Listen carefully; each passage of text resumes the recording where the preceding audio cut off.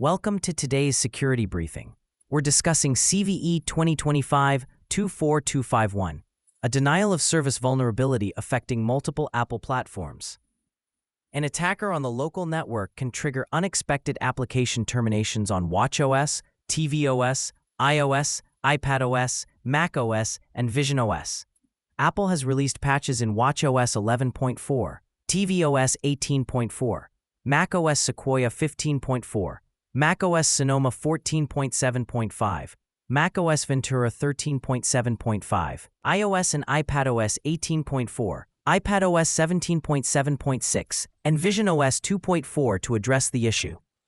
The vulnerability impacts watchOS versions earlier than 11.4, tvOS versions earlier than 18.4, iOS and iPadOS versions earlier than 18.4, iPadOS versions earlier than 17.7, macOS Sequoia versions earlier than 15.4, macOS Sonoma versions earlier than 14.7, macOS Ventura versions earlier than 13.7, visionOS versions earlier than 2.4.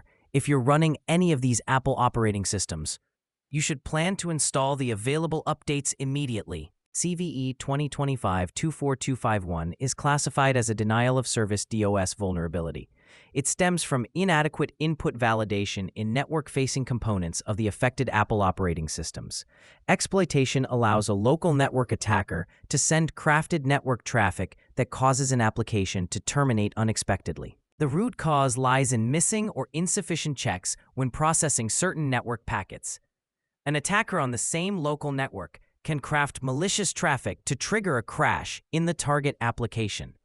While the issue cannot lead to code execution or data extraction, it can disrupt services and degrade user experience, particularly in environments relying on continuous operation of critical apps. Apple researchers improved internal validation logic and added boundary checks to prevent malformed packets from crashing applications.